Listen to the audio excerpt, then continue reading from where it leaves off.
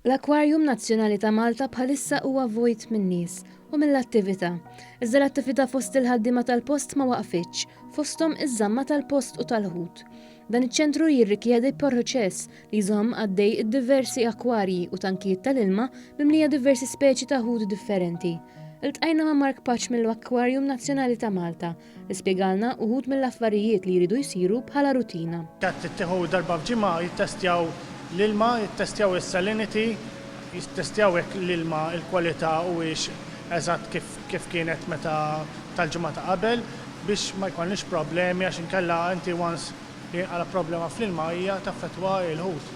Mal-150 speċi ta' ħut u 30 tip ta' insett jagħtu l-ħajja u l-kulur lil dawn iċ-ċentru u joffru spettaklu ta' dinja differenti għal kull min iżur iċ-ċentru.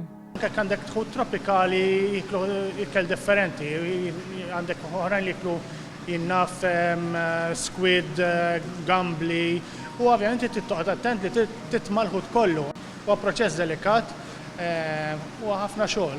Patch tenna wkoll li l-ħut għandhom sistema speċifika ta' ikel li jrid jinġib minn barra. Tropikali għandek ix-sharks, għandek 6 speċi ta' sharks li għandna hawnhekk minn blacktip, zebra sharks, horn sharks, jiġifieri.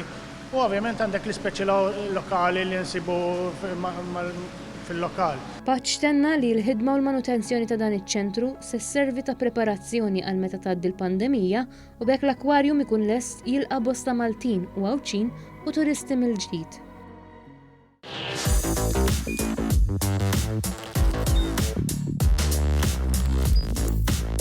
Idħol fuq one.com.mt u hemmhekk tista' tara l-programmi kollha li jxandru fuq One permezz ta' One Play.